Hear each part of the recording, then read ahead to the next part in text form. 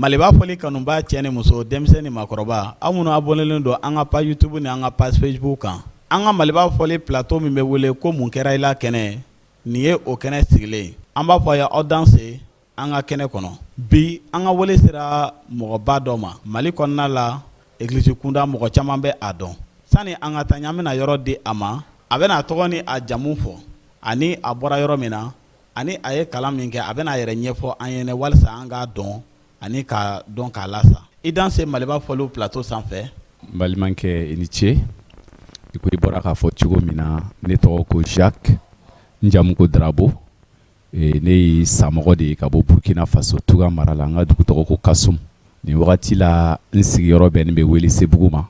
n bɛ baara kɛ Pasteur Michel Samake fɛ comme son secrétaire. Jacques Darabo i danse Mali b'a fɔliw plateau sanfɛ an bɛ kɛnɛ min kan o ye mun kɛra i la kɛnɛ ye an ka nin kɛnɛ lawuli kun ye ka se ka an balimaw bɛɛ kelen kelen jija a bɛ se ka kɛ mɔgɔ caman bɛ u bɛ Ala ka baara siraw kan mɔgɔ caman fana bɛ yen u ka sokɔnɔnaw la a bɛ se ka kɛ kamana gan bɛ u kan minnu bɛ yen ni u sɔnna ka u yɛrɛ di Ala ka baara kama ni u ye nafa sɔrɔ a la u tɛmɛna gɛlɛyaw fɛ ou aw caman ka cogoyaw fɛ nka bi u filɛ nin a hɛrɛ la u ka se ka na ka se k'an bɛɛ kelen kelen jija kɛnɛ in lawulila o de kama ani Jacques Darabo de bɛ ɲɔgɔn bolo bi ɲininkali caman caman de bɛ an bolo k'a tengun a la e min bɛ ka an lajɛ vraiment a b'i dɛmɛ kosɛbɛ siga den kelen tɛ o la ani an bɛ Ala deli matigi yɛrɛ ka to an fɛ depuis sisan fo ka taa se a kuncɛyɔrɔ la an matigi Yesu Kirisa tɔgɔ la ok Jacques Darabo vraiment i yɛrɛ an ka plateau kan a diyara n ye voilà donc san'an ka taa ɲɛ i bɛ se ka i da don a la k'a ɲɛfɔ an filɛbaw ye yala i ye kalan jumɛn de kɛ ani i ye baara jumɛn de kalan kɛ. I ye ɲininka o la o diyara n ye i y'a fɔ cogo min na ne taara école primaire publique de Kasum na a kɛra en 1982 bon n ye n ka certificat d'études primaires sɔrɔ en 88 o kɔfɛ n ye entré en 6e sɔrɔ ka taa lycée provincial de Touga na k'an to yen bon kalan ɲagamina n bolo ka da ko n'a cogo kan o kɔfɛ n taara Bobo Dioulasso n ye n tɔgɔ sɛbɛn coup du soir la n'o ye Alpha Solidarité Kolsama bon n ye n ka brevet sɔrɔ yen o tɛmɛnen kɔ san caman tɛmɛnen kɔ n nana Maliba la yan Mali la kɔni baara min diyara n ye o kɛra mécanique auto ye o la n ye centre de formation industrielle kɛ Torokɔrɔbugu ka centre de perfectionnement mécanique auto kɛ zone industrielle la o yɔrɔ la n ye certificat de fin d'apprentissage sɔrɔ en mécanique auto ani certificat d'aptitude professionnelle en mécanique auto o tɛmɛnen kɔ n ye stage wɛrɛw kɛ n ye stage kɛ n ye garage Masa Sangare ka garage kɛ ka baara kɛ Fantɔ Jara fɛ o tɛmɛli kɔ n taara garage véritable chat véritable la ale Seku Kuruma ale bɛ Lafiyabugu n ye stage kɛ ale fana fɛ k'an perfectionner donc dakurunya dama ni n bɛ se ka min fɔ n ka kalan sira fɛ o de ye nin ye. An b'a dɔn fɛnɛ tuma min na i bɛ k'i jira an filɛbaw la donc an b'a dɔn i ye Burkinaka de yala i nana i yɛrɛ sɔrɔ Mali la cogo di. I ko mɔgɔw b'a fɔ cogo min na ko mɔgɔ bɛɛ b'i kaburu nɔgɛ c'est à dire Ala bɛ fɛ i ka hɛrɛ sɔrɔ jamana min na i bɛ na yen de ne tun bɛ Burkina en 2005 n'o ye san 2005 ye ne yɛrɛ ka anniversaire don a kɛra ne ma diyagoya n ka bɔ Burkina sabu n tun bɛ Burkina k'a fɔ ko kalan tɛ n na kalan tun bɛ n na k'a fɔ ko saliya don saliya fana tɛ mais wagati dɔ nana se Ala ka baara yɛrɛ kosɔn a kɛra n ma diyagoya ye n ka bɔ Burkina mais jani n ka ɲɛ sɔrɔ a la a ma nɔgɔya mais n kɔni bɔra Burkina don min n sera Mali la o condition de la n ye sɛnɛw kɛ ka na ka baara caman kɛ mais n kɔni ma na ko n bɛ se k'a fɔ a bɛ komi n ma na n yɛrɛ sago la parce que n yɛrɛ sago tun tɛ Mali ye mais n y'a fɔ cogo min na adamaden ka hɛrɛ bɛ yɔrɔ min na Ala b'i ɲɛ minɛ ka taa n'i ye yen. I y'a fɔ ka ban i ye mécanique de kalan kɛ yala i nana interpréter la o fana kɛra cogo di. Ala dɔn nin yɔrɔ la kɛrɛnkɛrɛnnen a ka di n ye ka Ala ka baarakɛlaba dɔ fo ale tɔgɔ ko Tiɲugu James Sanogo Dawudabugu église chrétienne interprète ka ɲɛmɔgɔ don mɔgɔ caman b'a fana dɔn 2006-2007 wagatiw la ne tun bɛ garage la mais interprétiya ni mɔgɔ tun bɛ interprétariat kɛ c'est à dire ne yɛrɛ b'a santi n kɔnɔ i n'a fɔ tasuma dɔ bɛ ka minɛ o la don dɔ a ye wele bila ko bɛ fɛ ka dɔ fara interprètew kan ne yɛrɛ gɛrɛla la batoli kɔfɛ ne ko Ciɲugu James Sanogo a ka di ne ka kɛ interprète ye mais ne ka gɛlɛya ye min ye ne ye Burkina ka de ye ne bɛ julakan de fɔ aw dun bɛ bamanankan fɔ yan a ko ayi Jacques i ka na an bɛɛ bɛ ɲɔgɔn dɛmɛ donc o cogo la ne taara tiɲɛ na an bɛ a fo a ye timinandiya ne kɔrɔ a ye ne bila baara la bon baara in de nana ɲɛ ne bolo c'est ni baara min ɲɛna i bolo finalement o de bɛ k'i ka baara ye baara min ɲɛna i bolo de bɛ k'i ka baara ye parce que Ala ka weleli fana tɛ fɛn filima ye n'a y'i wele dɔrɔn a b'i dɛmɛ ka to o kɔnɔna na hali bi an bɛna taa ɲɛ ɲininkali ye kabiri i nana interprète baara la Ala ye kobabaw jumɛn de kɛ i ye ani e yɛrɛ ye kobaw c'est à dire i tun sigilen tɛ ni ko minnu ye n'i tagara sɔrɔ vraiment ja o bɛɛ latigɛlen don e ka ɲɛnamaya la n'i bɛ se k'i da don o la k'o fɔ an filɛbaw ye. balimakɛ e ɲininka o la o fana diyara n ye aw ka ne wele aw ka Maliba plateau fɔli kɛnɛ kan ka interviewer o ye koba dɔ ye ne n'a dɔn ka bɔ Burkina e tun tɛ sɔn ka micro jɔ ne da la tiɲɛ tɛ tuma min na ne tun bɛ si mobili kolon kɔnɔ e tun tɛ sɔn ka micro jɔ ne da la n'i y'a ye bi micro bɛ jɔ n da la o kɔrɔ ko matigi koba de kɛ n ye ne tun ma sigi n'a ye diɲɛ na ko n bɛ nɛgɛso yɛrɛ ɲuman sɔrɔ 2005 kɔfɛ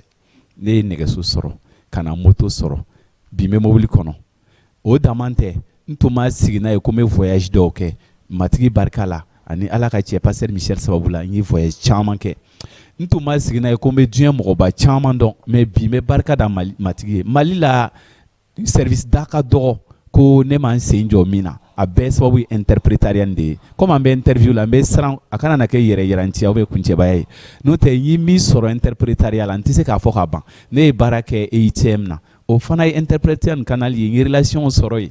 n taara ORTM na n ye fɛn caman kɛ a sababu ye interprétariat nin ye bon nin ta fan fɛ ne ka baara sababu la mɔgɔ dɔw fana ye wajuli mɛn o siyakan na o fabarakan na parce que ni wajuli bɛ taa kɛ bamanankan na yɔrɔ dɔw la bɛɛ tɛ bamanankan mɛn donc hali mɔgɔ minnu bɛ ne ka kuma mɛn ni c'est vrai ne tɛ wajulikɛla ye mais ne b'a bayɛlɛma olu bɛ kisili sɔrɔ olu bɛ hɔrɔnyali sɔrɔ ne tɛ mɔgɔ hɔrɔnya dɛ mais olu fana bɛ ne lamɛn o bɛ faamuyali sɔrɔ o la o ye kow la belebele kuma ka gɛlɛ tuma dɔ anw interprète ma n'i y'a ɲininka a kɛtɔ ba ale ka faro ka voyage caman caman fana kɛra parce que anw fana réseaux sociaux sanfɛ an fana bɛ fɛn caman ye y'a fɔ an bɛ fɛn caman ye yala olu voyage la kumaba i bɛ se k'i da maga o la voyage jumɛn yɛrɛ de ye marqué kosɛbɛ voyage min ye marqué kosɛbɛ n bɛ se ka min fɔ n tun ma deli ka se aéroport cour kɔnɔ donc 2019 Pasteur Michel taara ni ne ye Porto Rico ça fait 4 heures de vol à part de New York donc an taara o ka capitale la ko San Juan donc o ye conférence ba ye n taara o la o tɛmɛnen kɔ voyage wɛrɛ ye marqué farafinna n ye jamanaw kɛ dɛ a sababu bɛɛ ye Pasteur Michel ye n tɛ ɲinɛ n ka sababu kɔ ani tuguni a taara ni ye Floride fana o fana an taara Miami ka taa Orlando ka taa Jupiter ka taa Saint Cloud an ye yɔrɔ caman ka église caman kɛ ka wajuli kɛ o kɔfɛ a taara ni y'a fɛ Californie an ye wajuli kɛ Santa Ana Lancaster Bakersfield i m'a ye ani yɔrɔ caman an taara New Mexico o yɔrɔ la an taara Albuquerque an taara yɔrɔ caman an bɔlen ko an taara fana Arizona dugu min bɛ wele ko Phoenix an ye wajuli kɛ yen ale sababu la ne sen dara Niger dugukolo kan ka da dugu jumɛn jamana caman dugukolo kan sababu ye Pasteur Michel Samake n taara Côte d'Ivoire sababu la n taara Burkina kɛrɛnkɛrɛnnen n taara Karambiri fɛ sɛbɛ la o ye marqué parce que o ye ne ka voyage de rêve de ye ka Karambiri ye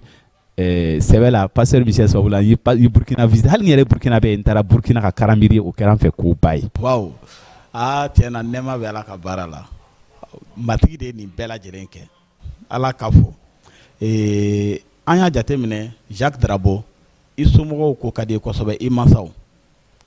mun de ye e mansaw ko diya dɔnkilidala dɔ bɛ Mali la ko Bala Danbele a ko mɔgɔ i somɔgɔw tɛ ban i la i mansaw tɛ ban i la an fɛ Burkina u b'a fɔ ko n'i woloden kɛra samiliyɛn ye k'i b'a kɛ cɛsirijala ye i mana kɛ mɔgɔ sugu o sugu ye i bɔra mɔgɔ min na i bɔra cɛ ni muso min na fo n'a y'a sɔrɔ ni hakililabana b'o la n'o tɛ olu tɛ ban i la dɛ o de y'a to mɔgɔ barika ka don i ka ko la i mansaw barika ka bɔ a la i mansaw Yesu min ye an ka misaliya ye Yesu ma tulon kɛ a sankolola fa ko la Yusufu min y'a lamɔya ani Mariya a tun bɛ kanminɛli kɛ n'u ko a ka dan yɔrɔ min na a bɛ dan yen i y'i cɛ o cɛ ye dugukolo kan ni a bɛ tulon kɛ a mansa la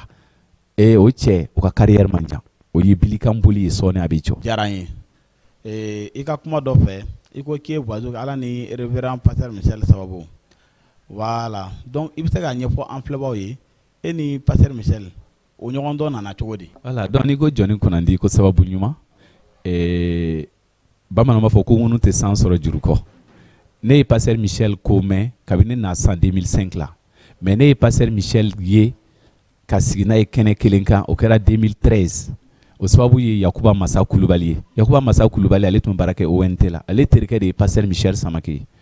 Ale taara ne ye ka ne ɲɛ yira pasteur Michel la o don fana ne fana ko diyara pasteur Michel ye ne ye pasteur Michel dɔn o cogo de la n'o tɛ ne ye Burkinabɛ ye pasteur Michel ye malien ye i b'a dɔn ko an yɔrɔ ka jan ɲɔgɔn na mais a sababu ye Yakuba Masa Kulubali ne matigi Yesu ye. An m'an profiter a Yakuba Masa Kulubali an fakɛ don an m'an profiter k'ale fana fo nin plateau sanfɛ mun kɛra la kɛnɛ don an y'a fɔ a lawulikun ye aw jijali de ko ye hali bi an bɛna taa ɲɛ ni ɲininkaliw ye Jacques Darabo ni i ye baara bila kuma dɔ la ka na ala ka baara la mɔgɔ caman bɛ hali ni kuma dɔ bɛ u m'a fɔ i ɲɛna a ŋunuŋunumu bɛ kɛ dɔw b'a fɔ bon a y'a ka baara bila a nana ala ka baara la sara t'a ye yala a b'a kɛ cogo di an m'an profiter ka o ɲininkali kɛ i la i ka baara bila ka na interpréter la matigi ka so kɔnɔ yala e bɛ a kɛ cogo di ka i yɛrɛ ka musaka ta ani k'i ka denbaya ka musaka ta a bɛ kɛ cogo di. balimakɛ o tɛ ban ko la ni kalo bɔra n'a bɛ taa olu bɛ sɔngɔ mais kalo tɛ jɔ dɛ adamaden n'i b'i ta fan dɔrɔn i b'i ɲɛsin ta fan ma tuma min na ne ye baara bila ka na baara kɛ à temps plein en tant qu'interprète au niveau de la MIT n ye ŋunuŋunukan caman mɛn n'i mɔgɔ sen mankan mɛn c'est k'i b'o ɲɛ de n ye ŋunuŋunukan caman mɛn n yɛrɛ baarakɛla caman bɛ yen baarakɛɲɔgɔn caman bɛ yen dɔw tun bɛ n wele o ye kelen ye n parabɔlaw bɛ yen dɔw bɛ n parabɔ dɔw bɛ yɛlɛ hali mission yɛrɛ la mɔgɔ dɔw yera k'a fɔ est-ce que kan yɛlɛma sera baara bila ma wa bon o ye a gɛlɛya dɔw ye a gɛlɛya wɛrɛ ye nin ye c'est que ne masa ne somɔgɔw jigi bɛ ne de kan bon ni ne dun bɛ baara la ni n bɛ sara ta ni nana o bila ko n bɛna baara kɛ matigi ye tuma dɔ a ma nɔgɔ mais n y'a fɔ ka ban ni vision b'i la ni fɛn bonta b'i kɔnɔ i b'i ɲɛsin ka fɛn bonta ma donc n y'o gɛlɛya ninnu sɔrɔ ani ŋunuŋunukan tɛ ban wala ŋunuŋunukan tɛ ban nka o t'an bali ka taa ɲɛ. ani i da yɛrɛ tunna hali gɛlɛya la je pense que i ye min fɔ nin jaabi fɛ o tɛ gɛlɛya bɛɛ ye yala i ye gɛlɛya minnu sɔrɔ a wagati fo ka se bi ma n'i bɛ se ka a gɛlɛyaw fɔ ani mun yɛrɛ de ye dɛmɛ o gɛlɛya kɔnɔna la ka se k'o gɛlɛyaw cɛtigɛ e ka gindo kɛra jumɛn ye. tuma dɔ ɲɛji ka teli dɛ n ka gundo ye Yesu kanuya ye n'i bɛ Yesu kanu i bɛ fɛn caman muɲu a kosɔn ɲɛji ka teli hakɛto b'a kan émotion o la tuma min na ne ye baara bila fɔlɔ n ka sara bɛ tigɛ n bɛ na yɔrɔ min na sara tɛ n ye officiellement bon i bɛ taa sɔrɔ mɔgɔ minnu ye jigiya ye olu bɛ tila ka i parabɔ u bɛ kuma dɔw fɔ min bɛ don i tulo la bon o tuma i bɛ taa sɔrɔ i ka sɔrɔ dɔgɔyara balo cogo ye gɛlɛya ye mais Yesu ka kantigiya n'i b'o filɛ i bɛ taa ɲɛ i yɛrɛ y'a dɔw seere ye an tun bɛ mobili ta siɲɛ 2 n'an nana jigin an bɛ taama ka taa an sen na mais nisɔndiya min tun bɛ ne la e b'a kalama parce que e y'o seere ye mais o tuma ne kɔni ka se sɔrɔli kɛra Yesu tɛ mɔgɔ bila bamanankan dɔnkili b'a fɔ ko Yesu tɛ mɔgɔ malasa mɔgɔ bɛ se k'a y'i bila mais Yesu t'i bila dɛ kabini gɛlɛya fɔlɔw tuma fo kana ne kɛ interprète ka taa baara kɛ EITM na ni Yesu tɛ o tun tɛ se ka kɛ o ni Yesu kelen de ko ne k'o bila ka na baara kɛ ne tun b'a dɔn ko bi bɛ se ko Yesu tɛna ne bila. o la an b'an profiter fɛ ka ɲininkali kɛ i la bi an y'a jateminɛ caman b'a fɔ ko barantanya chômage o de b'a to mɔgɔ caman bɛ boli ka na ala ka baara la e hakilina ye jumɛn ye o la. n balimakɛ Maliba fɔli e ye ɲininka o la diyara n ye ne y'i min kalan Bibili senuman kɔnɔ mɔgɔ o mɔgɔ y'i tɔgɔ sɔrɔ ala baara la a si tɛ salabatɔ ye n'i y'a ta fa ala yɛrɛ la o ye baara kɛ ka Yesu ta Yesu ye baara kɛ ni senu bɛ baara la n'i ye mɔgɔbaw ta kelen kelen Ibrahima Yakuba Isaac Dawuda ka na se cidenw tile la i tɛ mɔgɔ si ye ko ye baara kɛ ala ye ko ye salabatɔ ye n'an bɔra ye kana don an yɛrɛ ka bi tuma na mɔgɔ min na ne réforme n'o ye Martin Luther ye i b'a ye ko ale tun ye baarakɛla ye n'i ye an ka farafinna pasteur baw ta révérend pasteur Michel Samake pasteur Marc Jeyon Kulubali pasteur Gilbert Kabore i bɛ minnu dɔn docteur Mamadou Philippe Karambiri i bɛ fondateur o fondateur ye ko a bɛ baara kɛ matigi ye n'i y'a ka parcours lajɛ i b'a dɔn ko baarakɛla don cogo min na mɔgɔ mako tɛ salibatɔ la de Ala fana mako tɛ salibatɔ la o Ala de y'a fɔ ka kuma na ko salibatɔ kana dumuni kɛ o la salibatɔ ko man di Ala ye dɛ ni mɔgɔ ni bana baara ma ou bien baara man di k'i nana Ala ka baara ka gɛlɛn ni César ka baara ye o Ala ka baara la sagoya t'i fɛ congé t'a la plan de carrière t'a la o t'a la o ni Ala ka baara yɛrɛ jara i bolo retraite t'a la o fo don min na n'a fɔra ko diɲɛ taamaba filɛ nin ye sankolo sira kan n'o tɛ taamaba ta retraite t'a la. An bɛ Mali min na Mali chrétien kunda kuma dɔ la n'a fɔra ko interprète kuma yɛlɛmala kuma caman mɔgɔw b'a jateminɛ k'a fɔ ko a ma lakodɔn Ala ka baara cadre kɔnɔna la i b'a fɔ pasteur ou bien kibarumanfɔ baara kibarumanfɔla bɛ cogo min na voilà donc e hakilina ye jumɛn ye yala interprète ya in a jatelen bɛ Mali église kɔnɔ cogo di. donc nin question a jaabi ma nɔgɔ parce que église kundamaw tɛ kelen église danabaw tɛ mɔgɔ sugu kelen ye i bɛ taa sɔrɔ église dɔw la dimanche dɔw ka activité ye i bɛ taa sɔrɔ église dɔw la a bɛɛ bɛ kan kelen fɔ o bɛ yen ni église ka bon n'a bɛ kibaru duman fɔ mako bɛ jɔ interprète la interprète ka baara ye fɛn min ye a nafa ka bon n'i ye babili ta k'a lajɛ n'a fɔ ko troisième pont i t'a nafa dɔn fo embouteillage ka créer maintenant n'i bɛ baara kɛ Ala ka so kɔnɔ i bɛ baara o baara kɛ i k'i yɛrɛ di k'i timinandiya o la ne kɔni fɛ interprète n'o tɛ fɔlɔ la mɔgɔ dɔw tun y'a jate i n'a fɔ pneu secours ni o bɛ tuma dɔ yɛrɛ o bɛ hali n'u bɛ delili kɛ a ka gɛlɛn mɔgɔ ka delili kɛ interprète ye n t'a dɔn n'i y'a kɔlɔsi comme n tɛ ka yan k'an yɛrɛ défend n'o tɛ tuma caman hali n'u bɛ delili kɛ u bɛ delili kɛ wajulikɛla ye u bɛ delili kɛ mɔgɔ caman mais a ka gɛlɛn hali pasteur da ka se ko a ye delili kɛ interprète ye o ka suma dɛ mais an t'o jate quoi. Ayi parce que an ka nin lawula Jijalo walasa mɔgɔ caman k'a faamuya parce que nin bɛna kɛ sababu ye ka da caman de yɛlɛ nin baara in ta fanfɛla la parce que baara in nafa ka bon kosɛbɛ baara nafamaba de don donc hali bi ni fɛnw bɛ yen ka fara a kan o tɛ baasi ye kana fɔ k'i bɛ kuma k'a fɔ k'i bɛ tɔ to kɔfɛ dɛ parce que ni tɔ tora kɔfɛ dɔrɔn filɛbaw fana tɛ nimisi wasa sɔrɔ kosɛbɛ i y'a ye parce que hali yɔrɔ caman na an b'a jateminɛ kuma dɔ la e min ye interprète ye kuma dɔ la hali e ka sigiyɔrɔ ko kuma dɔ la a bɛ kɛ baara ye i y'a ye yɔrɔ caman na moi-même je suis témoin kuma dɔ la hali dumuni ko la ɲinɛ a bɛ kɛ interprète kɔ donc donc a ko ka ca quoi ko wajuli kɛ wagati la muli min bɛ wajulikɛla kan o muli kelen de bɛ kuma yɛlɛmala kan walasa wajuli ka se ka kɛ sesɔrɔli wajuli ye e hakilina ye jumɛn ye o la. bon n balimakɛ nin ɲininkali fana o diyara n ye mais ne yɛrɛ ka denmisɛnya faamuyali la wajulikɛla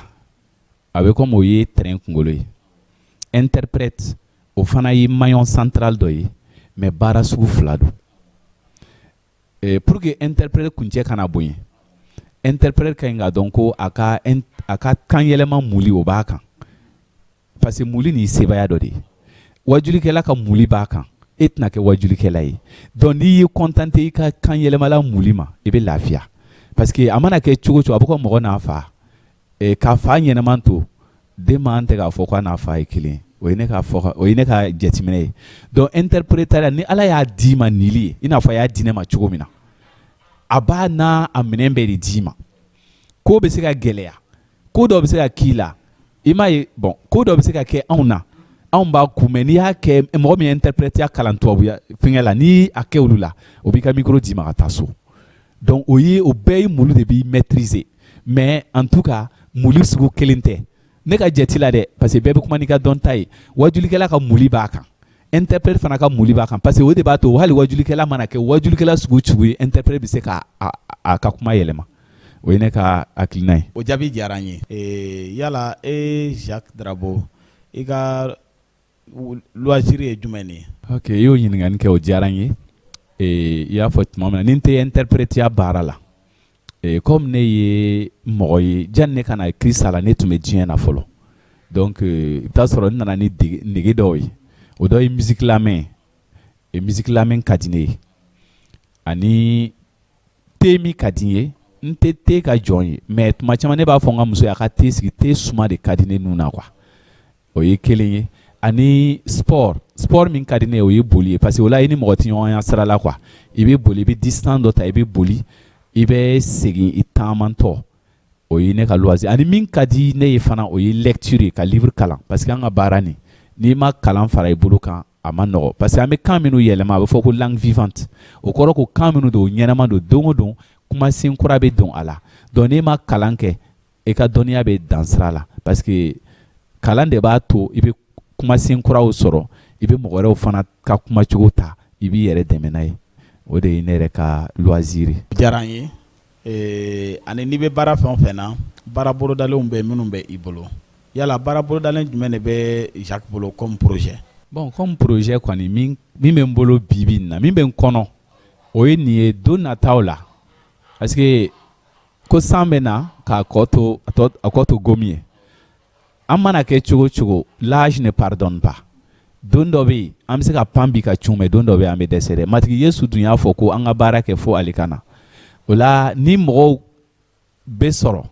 n ko ni mɔgɔw bɛ sɔrɔ ne ka se ka dɔɔni yira u la parce que baara nin ye transfert de ye misala ne ye Cɛjugu James Sanogo tɔgɔ fɔ n ka seereya la ale ye ne dɛmɛ baara in na ni mɔgɔ dɔ gɛrɛla ne la ne fana ka se k'o dɛmɛ o k'a fɔ ne fana bon ni n ko n karamɔgɔ ye Jacques ye tuma dɔ mɔgɔ tɛ sɔn kalandenya ma bi o tun ka di n ye ka mɔgɔ dɔw sɔrɔ minnu bɛ fɛ ka baara in dɔn parce que mɔgɔw de presselen don baara ni tɔgɔ tɛ kelen baara ni sɔrɔ tɛ kelen a kanuya bɛ minnu na ni ne y'olu sɔrɔ k'olu former o ka kɛ ne fana ka mɔgɔ former o ka di n ye ani n y'a fɔ o kuma kelen na sira fɛ komi mɔgɔw kalandenya ma nɔgɔ mɔgɔ ma bi parce que bɛɛ presselen don ka di n ye don nataw la ka livre dɔ sɛbɛn n yɛrɛ bɛ n ka vie parce que ni interview la n tɛ se k'a fan bɛɛ fɔ i m'a ye n bɛ ka kuma ni réserve parce que voilà donc livre kɔnɔ n bɛ se ka kuma n yɛrɛ kan c'est à dire ka n ka vie yɛrɛ waraka k'a bɛɛ détailler k'a fɛsɛn hali point noir minnu b'a kɔnɔ k'a bɛɛ fɔ pour que don nata la mɔgɔ dɔw k'o sɔrɔ k'a kalan k'a dɔn ko matigi bɛ se ka mɔgɔ ta sunugu kɔnɔ k'a bila masakɛw cɛ ma. bi ni interpréter baara kɔnɔna la e ni baarakɛlabaw ala ka baarakɛlaw jumɛn de ye ɲɔgɔn dɔn. Alléluia. Donc nin baara de y'a to ne ye pasteur Michel Samake dɔn yalɔ Mali la bi mɔgɔ caman bɛ fɛ ka pasteur Michel Samake dɔn hali k'a foto ta n'a ye mais interpréter de y'a to ne y'a dɔn n'o tɛ n ka kalan tɛ n ka foyi tɛ interpréter de sababu la ne y'a dɔn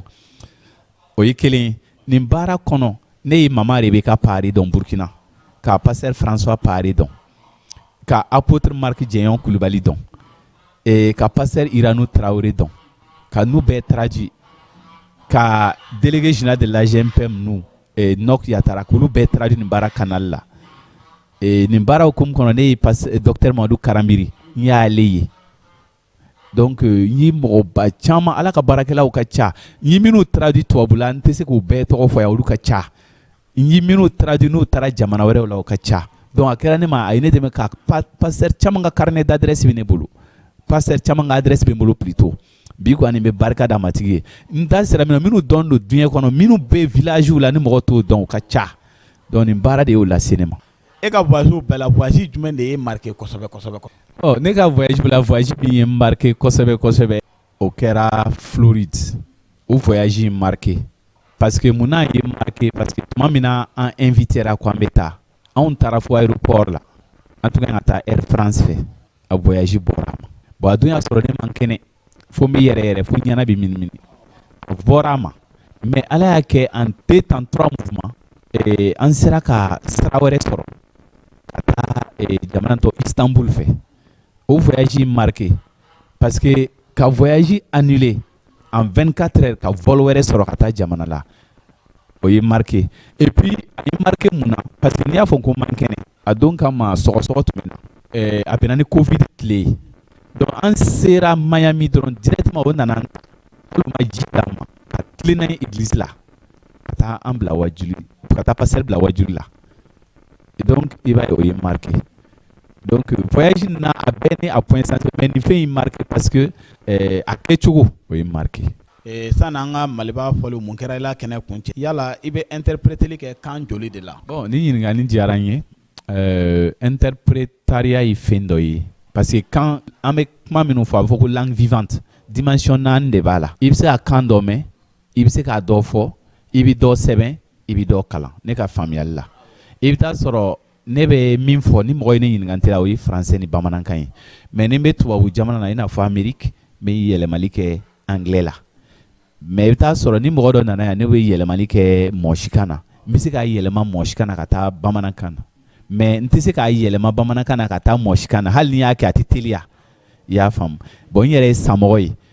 ni mɔgɔ y'i wajuli kɛ sanmɔgɔkan na n bɛ se k'a yɛlɛma ka taa fan caman mais n tɛ se k'a yɛlɛma kan dɔ la ka taa sanmɔgɔkan na hali ka sɔrɔ n yɛrɛ ye sanmɔgɔkan ye o ye sigi n fɛ ya de ye parce que n mɛnna yan n ka sanmɔgɔkan y'a daminɛ ka sumaya dɔɔni voilà. O diyara n ye ani sisan yala ladilikan jumɛn de b'i bolo ka ɲɛsin minnu bɛ Ala ka baara sira fɛ ani interprètes yɛrɛ. N balimakɛ min ka bon o de ka guli o c'est-à-dire diɲɛ fɛn o fɛn ni Ala ta in tɛ a tɔ bɛɛ ye tɔ ka jɛ ye baara ni nisɔndiya min bɛ a la baara ni nafa min bɛ a la ni matigi y'i wele i ka n'a diya la o de ka fisa i bɛ se ka baara kɛ diɲɛ ye mais diɲɛ bɛ ban don min na a dɔw la e k'a lajɛ n'i baara kɛ diɲɛ ye n'i taara retraite la tuma dɔw bɛ ɲinɛ i kɔ n tɛ ka mɔgɔ décourager o baara ma parce que a bɛ ɲɔgɔn dafa mais ni n ko ni matigi mɔgɔ o mɔgɔ wele n'i mana i jeune lama i cɛkɔrɔbalama bɛ na bon ni cɛkɔrɔbalama nana i ka baara tɛ mɔgɔ nimisi wasa o la n'i welela tuma min na i ka boli ka na adamaden bɛ se ka layidu ta ka tiɲɛ Ala tɛ layidu tiɲɛ dɛ n balimakɛ Ala tɛ layidu tiɲɛ Ala y'a fɔ Deutéronome kitabu la a ko e ma yiri minnu turu i na o mɔ dun i ma kɔlɔn min sen i na o ji min Ala y'a fɔ ne ye a verset ye ne dɛmɛ ne nana komi an bɛ interview de la ni Ala y'o f'i ye a don kama hakiliman de b'a faamu misali ne taara fɔ ne dɛmɛba ye ne muso ye a m'a faamu mais bi ne ma yiri minnu turu ne b'o mɔ dun na ne ma kɔlɔn minnu sen ne b'o ji ne ma so minnu jɔ ne bɛ si o kɔnɔ misali n'an bɛ voyage n'an bɛ taa da hôtel minnu kɔnɔ hôtel dagabanaw don o la ni Ala ye mɔgɔ o mɔgɔ wele n b'a fɔ n ko bɛɛ bɛna taa tubabula bɛɛ bɛna taa Burkina bɛɛ bɛna voyager dɛ n m'o fɔ i ye dɛ Ala baara ni voyage tɛ fan kelen parce que n bɛ fɛ ka fɛn dɔ de fɔ mɔgɔ bɛ hɛrɛ o hɛrɛ sɔrɔ diɲɛ na Ala bɛ min d'i ma parce que Ala bɛ dusukun lafiya fara a ta kan ani kelen diɲɛ b'i sara kalo walima dɔgɔkun parce que comptable bɛ sunɔgɔ mais Ala ka mɛlɛkɛw tɛ sunɔgɔ olu b'i sara 24 heures sur 24 o kɔrɔ de ko ni makoya dɔ b'i la Ala bɛ na k'a dafa parce que a y'a fɔ Yohana 12 verset 26 ko ale fa de n'a ye bonya ni Ala y'i bonya bi miiri o de ye bonya dan ye o la mɔgɔ o mɔgɔ welela a y'i na Ala ka baara la Ala tɛ mɔgɔ ye k'a b'i wele ka tila k'a dala cɛ la ni Ala kɔni y'i wele n b'a fɔ n'i hakili y'i ci dɛ n'i yɛrɛ taara i ka sigo kɛ k'a fɔ ko i cira o i ka ko ye n'o tɛ ni Ala y'i wele n'o jɛra a la ko Ala y'i wele Ala ma mɔgɔ si kelen wele k'a labila i bɛ Bible daminɛ fɔ a laban ko Ala ye mɔgɔ dɔ wele k'a y'a bila o tɛ yen. O diyara n ye. N y'a fɔ n ka kuma la ka ban ko ni Ala y'i wele a b'a janto i la fini bɛ ne la an balimakɛ dɔ bɛ yen ko Mamadu Jara b'a fɔ ko ambassadeur champion ale de ye nin kalan voilà donc tailleur waraba dɔ a bɛ Welesebugu a bɛ an ka résidence a ka atelier b'an ka résidence kɛrɛfɛ Welesebugu Tentu Mamadu Jara ambassadeur donc champion. D'accord an bɛ Mamadu Jara fɔ ani mɔgɔ fɛn o fɛn bɛ Ala ka baarakɛlaw dɛmɛ kɛrɛnkɛrɛnnenya la Jacques Darabo an b'a dɛmɛbaw bɛɛ lajɛlen fo ni micro d'a ma bi k'a k'a da se a dɛmɛbaw ma k'u bɛɛ tɔgɔ fɔ est ce que a bɛna se k'a bɛɛ fɔ parce que aw ka ca aw kana ɲinɛ u kɔ tuma dɔw la ni u bɛ Ala ka baara la a ka d'an ye k'u ye Ala ka baara la an b'a fɔ nɔ tiɲɛ na nin bɛ se a ka baara la dɛ tiɲɛ na nin welela mais u fana mago bɛ fɛn caman caman na lévité dɔw don tiɲɛ tɛ u bolo u bɛ sigilen dugu minnu na mais sɛnɛkɛyɔrɔ ni tiɲɛ bɛ anw minnu bolo anw de kan ka baara kɛ k'an hakili to u la u y'u fasow bila u tun bɛ se ka sɛnɛ kɛ yɔrɔ minnu na mais u bɛ aw minnu kɛrɛfɛ aw y'a hakili to la ka u dɛmɛ nasira caman fɛ u mago bɛ aw la. O la nin wagati la foli belebeleba o ye Daba Masa ta ye ale min bɛ su ko ka dugu jɛ an na ale min y'an wele a ka baara la a ka nɛɛma barika la Ala folen kɔ n'o ye matigi Yesu ye an bɛ an nilafa fo n'o ye révérend pasteur Michel Samake Ala ka cɛ ni invité fondateur don an bɔlen kɔ an b'ale dɛmɛbaa fo parce que n'i y'a mɛn ko cɛba musoba de don an bɛ mama Ane Dumbiya fo Samakelakaw ka gwa kɔnɔ ka Jean Michel Samake fo ka Rachel fo ka Abel fo ka Tade fo ka Théo fo ka Rebecca fo an bɔlen kɔ yen n tɛna ɲinɛ an yɛrɛ dɛmɛbaa kɔ Awa Darabo k'ale fana fo ka n baarakɛɲɔgɔnw bɛɛ lajɛlen fo n'i ko ne ka mɔgɔw fɔ mɔgɔ fota ka ca ka Maliba fɔli baarakɛlaw bɛɛ lajɛlen fo a n'a ka ɲɛmɔgɔw a ka nin baara ɲuman kosɔn ka maliyɛnw bɛɛ lajɛlen fo an filɛba minnu b'an filɛ yɔrɔ wɛrɛw la a mana kɛ yɔrɔ yɔrɔ k'aw bɛɛ lajɛlen fo min burkina sama dɔ fori keren kan burkina le mi foro nana por mo be joxama bo ci pecc sanno mo sanlele piya machen kasnale kasu ci chwa dunma jankasu mi ji fo ben kuninguli rafael le min na fo nana jafu mi kasu délégué fo mi kasna sama fo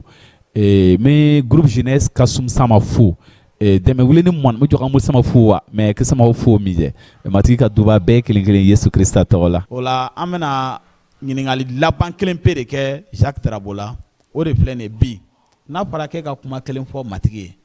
Jacques o bɛ kɛ kuma jumɛn de? Ok, n'a fɔra ko kuma kelen fɔ matigi n bɛ kuma kelen de fɔ siɲɛ 3 o de ye barika matigi barika matigi barika matigi barika matigi o bɛ dan sigi an ka bi Maliba fɔlenw mun kɛra i la kɛnɛ la an bɛ kan bɛ da ɲɔgɔn ye an y'a fɔ ɲɛna ka ban aw kana sɛgɛn ka abonner an ka page YouTube n'an ka page Facebook kan ani aw bɛ ka lajɛ yɔrɔ yɔrɔ la Mali kɔnɔ Mali kɔ kan hali Israel jamana kan an b'a fɔ a ye aw kan bɛn a ɲɔgɔnna wɛrɛ kan bye bye.